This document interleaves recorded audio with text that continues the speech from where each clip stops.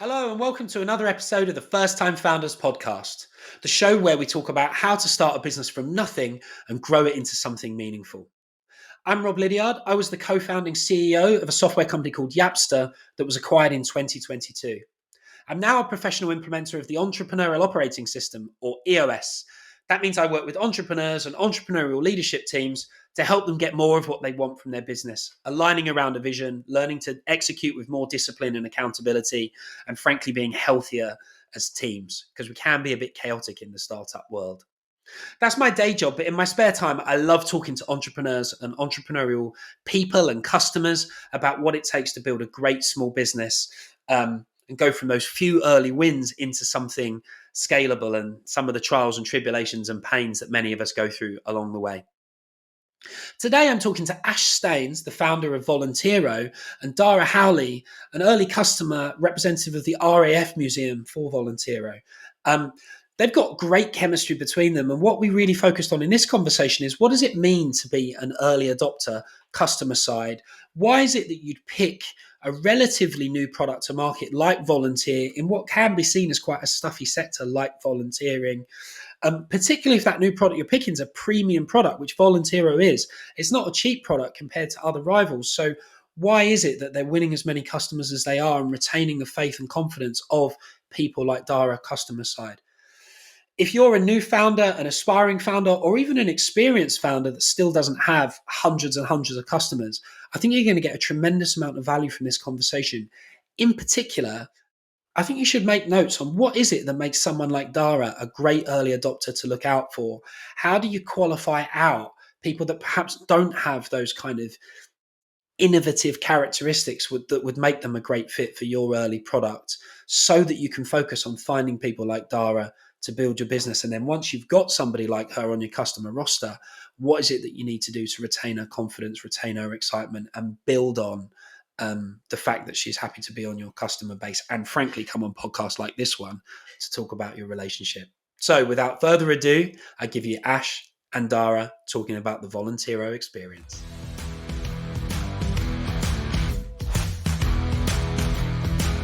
Dara, Ash, welcome to the First Time Founders podcast. Thank you so much for doing this both. Thank you. Hello. So, folks, what would be useful? This is actually the first time we've done a tripartite recording of founder, customer innovator, and I don't know what I am, sort of host, I suppose.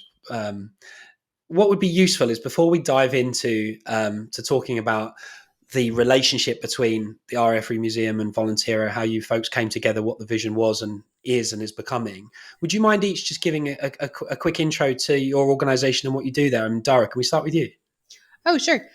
So the RAF Museum is a museum that tells the story of the RAF, and it has got two public sites in London and one up in the Midlands, and we have a storage site as well. So it's really just basically telling the history, the story of the RAF and its people from its foundation in 1918 up until, well, modern day, into space. And I am the volunteering manager, so I look after all things volunteering across the museum, which is over the three sites and a couple hundred volunteers and staff. Amazing, thank you. Ash, what about you for your sins? Yeah, so I'm Ash. I am the CEO and co-founder of Volunteero, and we are a volunteer management and recruitment platform targeted towards voluntary organisations. Amazing. Ash, how long's Volunteero been going? Just over 3 years. So we incorporated the business in 2020, but really for the first 2 years, it was sort of three guys messing around in their bedrooms, and it kind of then really took more of a serious turn when we decided to really kind of commit to things in 2022. Love it. And how did you get onto the RAF Museum's radar initially? Can you remember?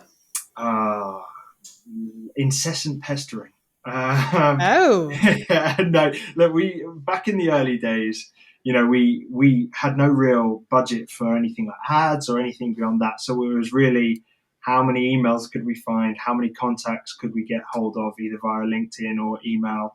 And I think with the RAF, it was one of those emails that kind of got us onto the radar initially. But the sales kind of process took some time, and Dara was actually the one that ended up kind of sealing the deal. Dara, what did it feel like from your side? Can you remember how they came onto your radar? From our side, well, I came in post here 8 months ago, so it was actually my predecessor who did all of the sort of setting up in that sense. So I don't know much about how they got in touch. But what I do know is that I was handed this project to do when I came on board last year. I was told I was switching to Volunteero, but we could change if we wanted to. So I did my research. And we've just gotten some funding to do a massive project up in our Midlands site.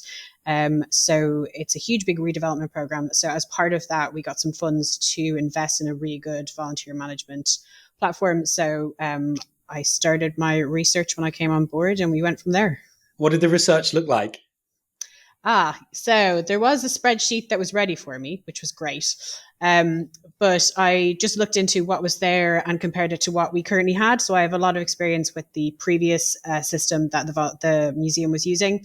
Knew a lot about its pitfalls as well as its successes, which it could be good, but if used properly.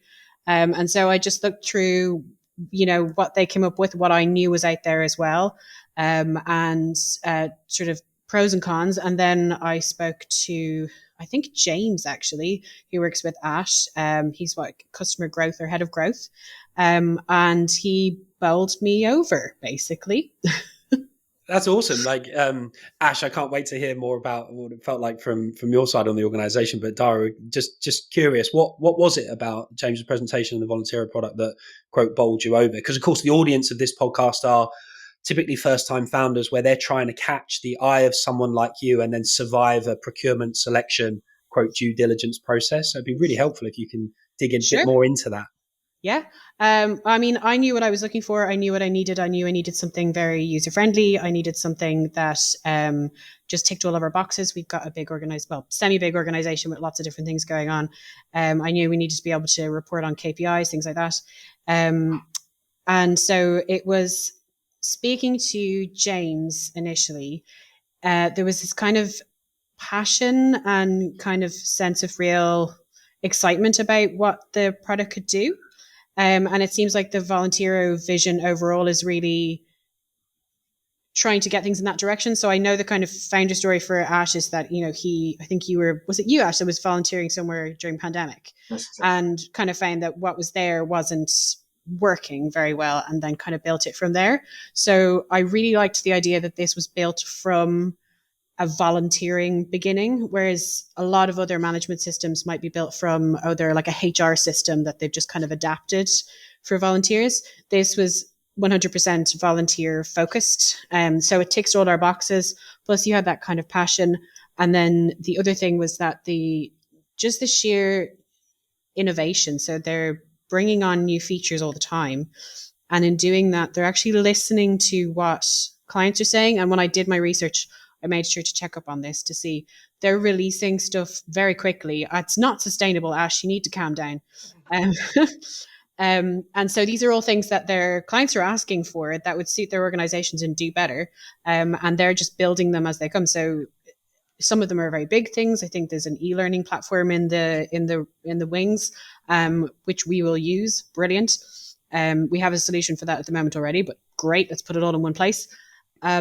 And some of it's just little things that I've asked for as I've been doing my migration process from one to the other.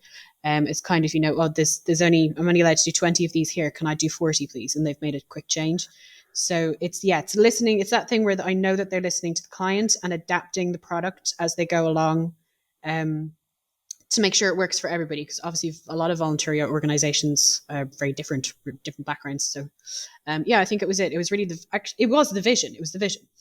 That's awesome. And Ash, Dara's obviously said some very kind things. Like, I would appreciate it if you could be self-flagellating and, super humble. What were you worried about that they might qualify you out for? Were there any areas where you felt like you might be vulnerable to not necessarily getting the gig? Yeah, 100%. And I think Dara will probably empathise with this from her experience in the voluntary sector. The voluntary sector, charities, risk averse, typically. And I think we're not the risk averse option. and that is a fact. We are the one where you're taking a bit of a chance, I guess, in the sense that we're a bit younger as an organization. Um, you know, we always say something in our team, which is no one ever got fired for buying Salesforce, right? Salesforce often isn't the best product for what people are trying to solve in the CRM space, yet you don't usually get fired for it. So it's kind of the safe play. And I think that was my biggest fear throughout the early stages. And to be honest with you, still to this day, is that, we're not considered the safe place. So how do we, bamboozle them enough, to really believe in what we're trying to achieve and believe that it's worth taking that, perceived risk with Volunteero, so to speak. And look, that was the case throughout the early stages. So the early, the first RFPs and tenders we got invited to, they'd ask us for our 3-year financial statements, and I was like, okay, cool. Well, you can have one financial statement if you like. We haven't got any more. That was back in those early days. So those are the challenges that you're going to face. But that's why the classic sort of early adopter is really who you've got to find. You've got to accept in the early days you're going to probably face a decent amount of rejection, and that you should sort of shrug that off and not let that kind of dictate your future behavior, and know that things will change in the future. I actually don't think I would have been comfortable buying the kind of Salesforce option for this, because we've been in that position kind of before with the previous software that the museum was using and I'm used to using from previous jobs as well. And so if you're just one in a sea of people, you're not going to get that kind of attention that you would prefer. Like, this is great. I can talk to a staff member at any stage of the day and they'll probably get back to me the same day about something. Whereas, and there's that roadmap thing as well, where, where we can all, as clients, put in our suggestions for what we want to do. We can literally see what each other are voting up or down as features that we, would like Volunteero to bring out. So that is that kind of more personal, I suppose, relationship or closer relationship that we can have with a business that's sort of quite new and quite hungry. That's definitely a plus for us. I can use that. Yeah, completely. Ash, how do you think about like triaging features, managing the kind of impossible expectations of client organizations where they kind of want everything yesterday? Really good question. I think it depends, and it depends on the stage, right? When you've got 10 clients, it's a lot easier to manage than when you hit the 100 mark, as we've kind of just done. So it's definitely easier to manage. Something that Dara mentioned is a product that we use in our support system, which essentially kind of democratizes it to some degree. So it takes a lot of those questions out of my hands, which essentially clients can see what other clients are voting for. They can upvote them. So it basically almost has a leaderboard of new features people are asking for. So that does make things easier, because it also means that the person who's maybe shouting loudest for a particular feature, but it's not being voted for others, they can kind of understand when I have a bit of a pushback and just say, look, this is the situation. I don't think it's anytime soon.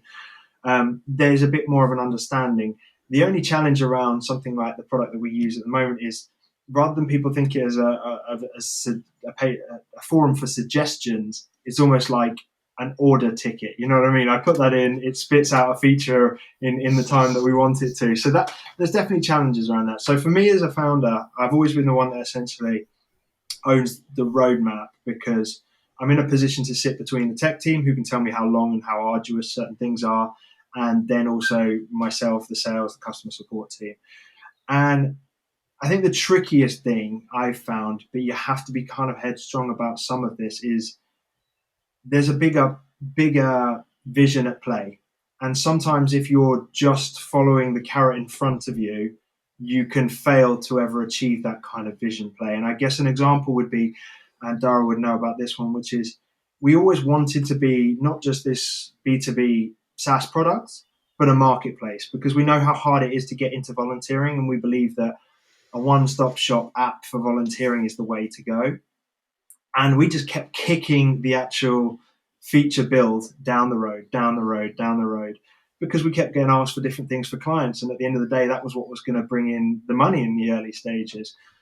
But, eventually we were able to kind of just go, right, let's just put a pause on everything else for a month, 2 months, or whatever it is, and kind of just really focus on this particular area. So you just got to kind of sit and think kind of cost benefit analysis for everything, right? And just continue to be quite nimble, because I think if you're the type of founder that sat there and making a plan for a year and you're relatively rigid about it, you're not going to get very far, because that plan can partly be thrown out the window quite quickly if something happens. So I think it's just something that we always have pretty much weekly calls on it, and that's the best way to manage it, is on a really ongoing basis.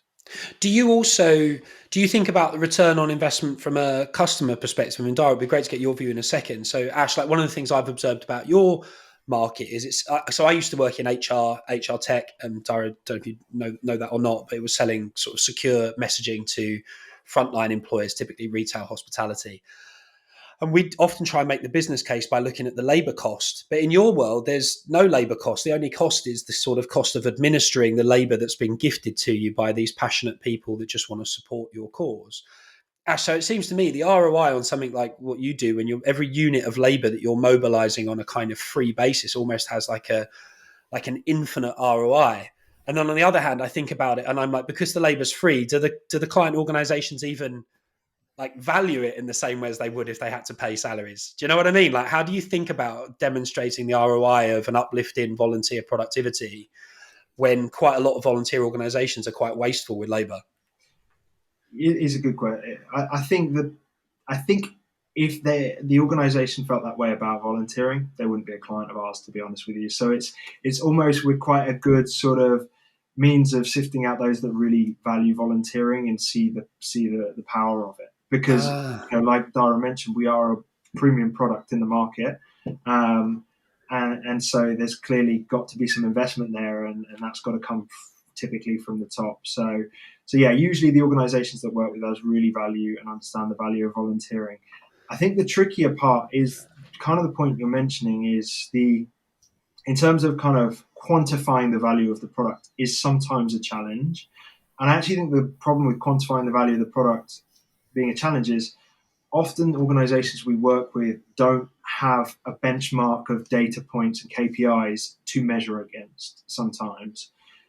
How long it takes, knowing your metrics, like how long did it take to onboard volunteers on average last year when you use spreadsheets, for example, or how much, volunteering time on average did somebody contribute. Sometimes they have these data points, sometimes they don't. So clearly our KPIs, if the benchmark isn't there, what are we kind of measuring against, if that makes sense? So that's sometimes a challenge.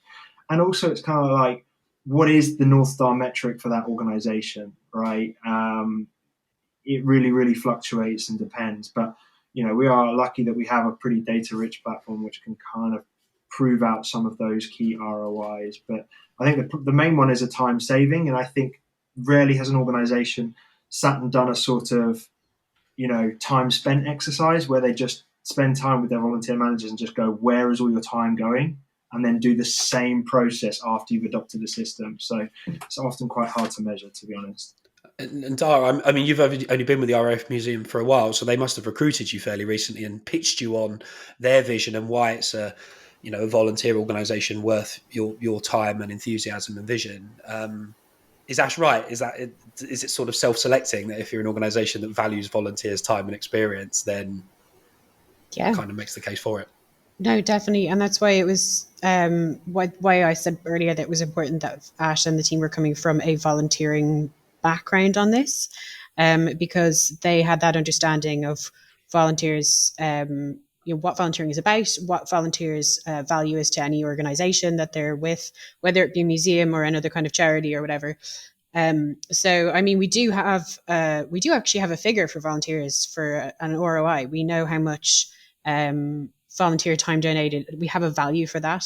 Oh, really? Yeah, that is there. And it's something that we report back to the organization. We report back to our investors. So, I mean, that benchmark is there, but also all the other KPIs that Ash mentioned as well.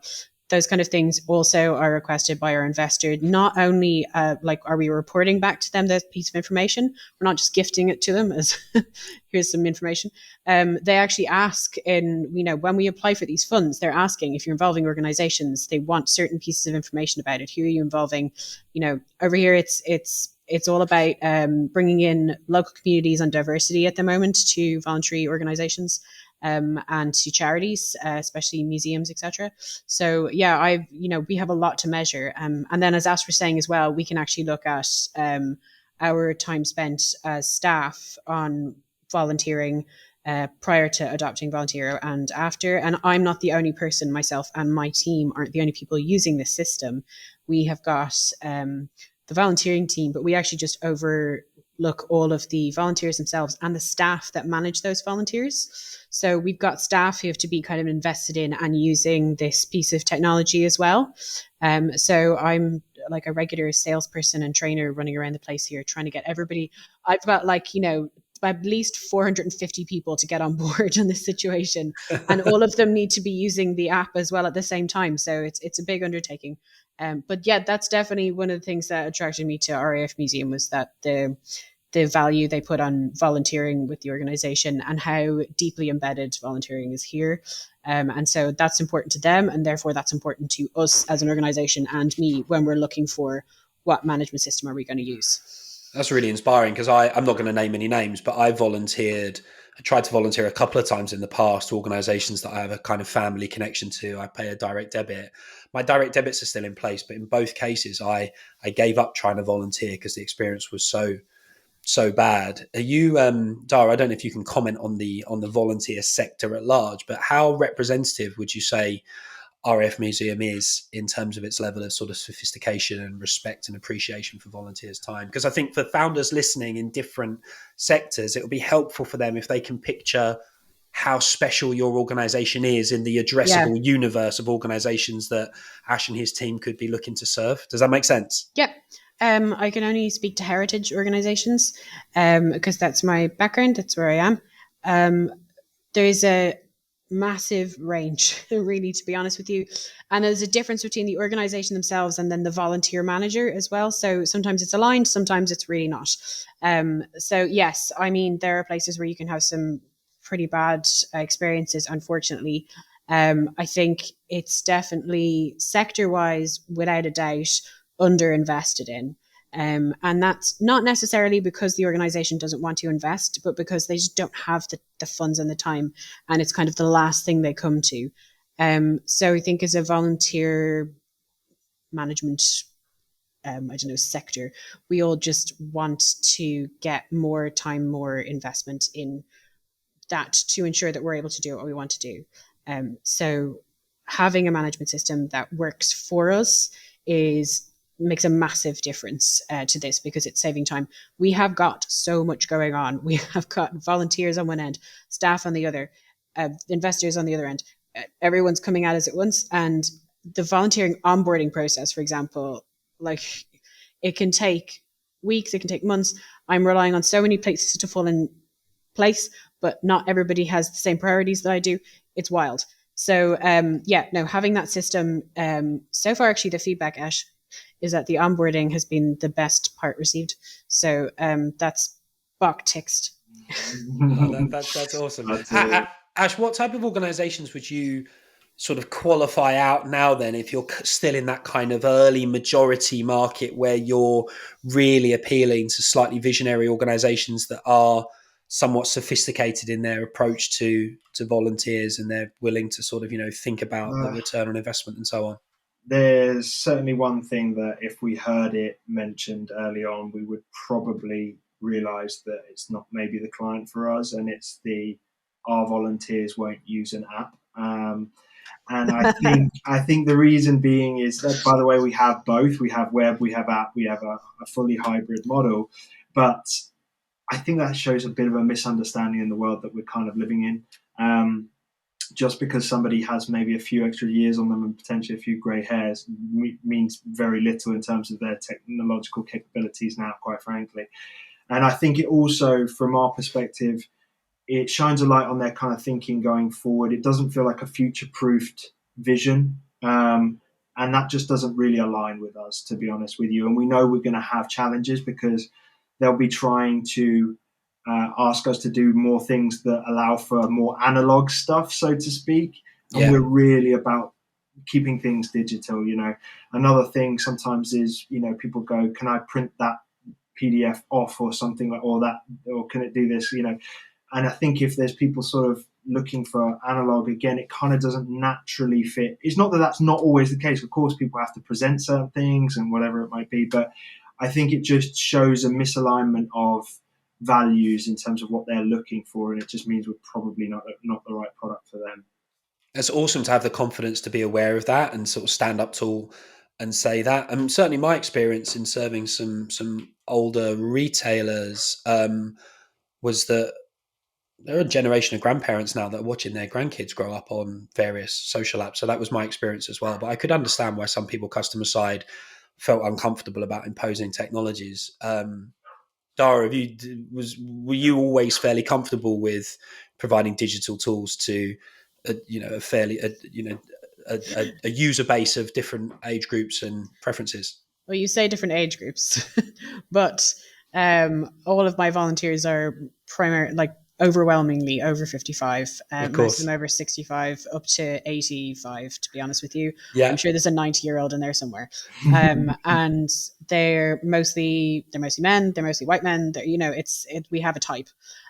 We are obviously looking to diversify and bring in younger people. And that's the great thing about the marketplace, I think, too, is that we have access to not only are we using this app to manage ourselves, but we have access to an audience of potentially willing participants that we can rope in as well.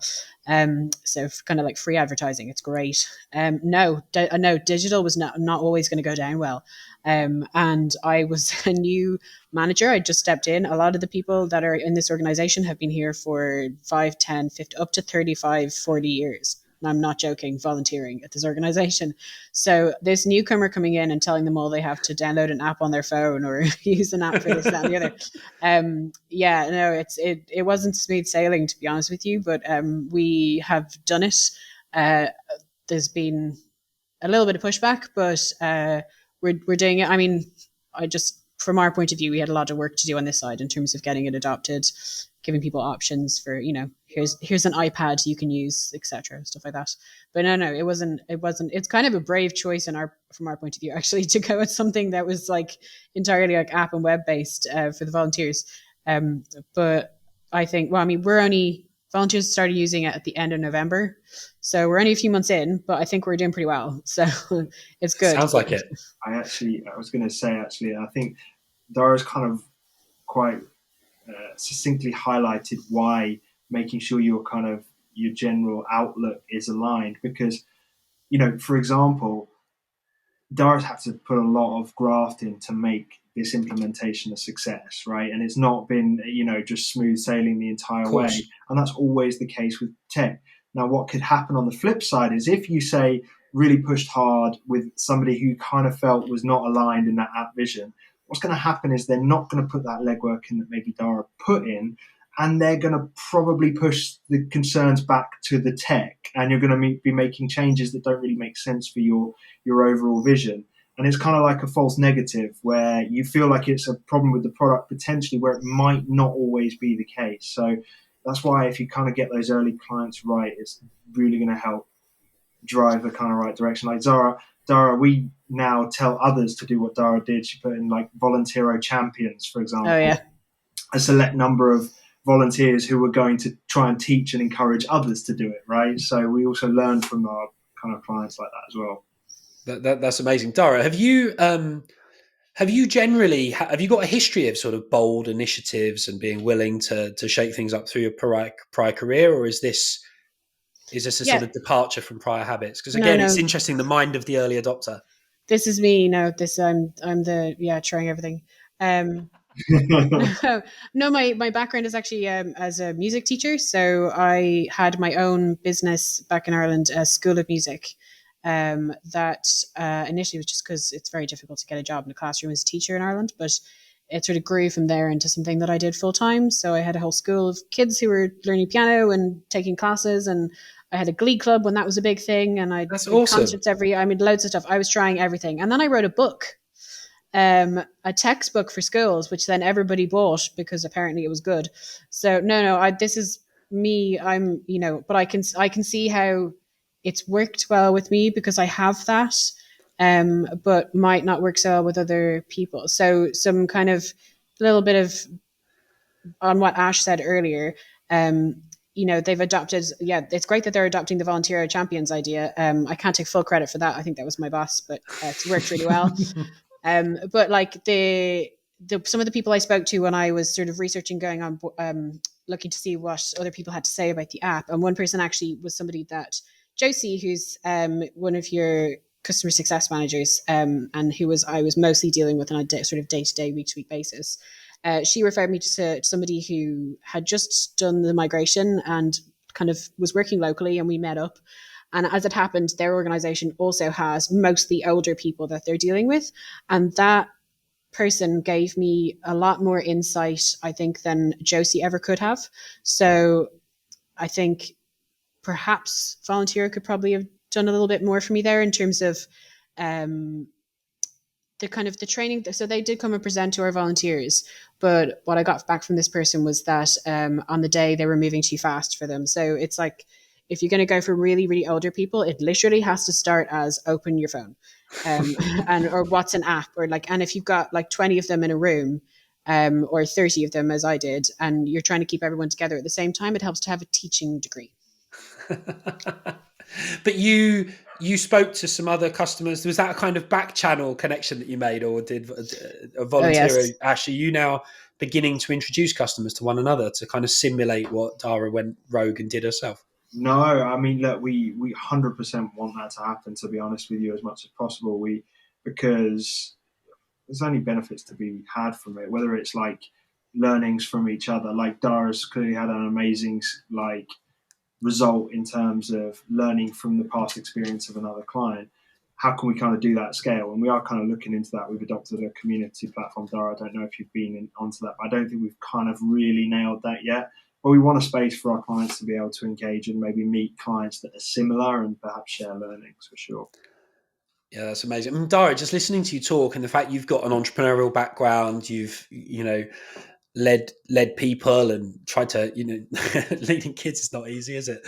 I think, again, for founders that are listening, I too, on my journey, some of my foundational customers with whom we ended up building a platform that was fit for the kind of late majority and even the laggards eventually, was really critical. And it was actually okay. It was like, it's cool. Like the latecomers on customer side tend to pay even more. I mean, Volunteero is a premium product now. I'm assuming when you get to 50% market share, Ash, those folks that are not willing to do the hard yards that Dara's been doing, I guess can pay for the privilege, right? But you want customers to place themselves on that maturity curve so that you find real innovators at the beginning, folks that are kind of innovative but don't want to do all of the hard yards, and then eventually those folks that want a team to pop up and magically do everything for them, and they pay like fairly lumpy implementation fees for you to carry all of that load.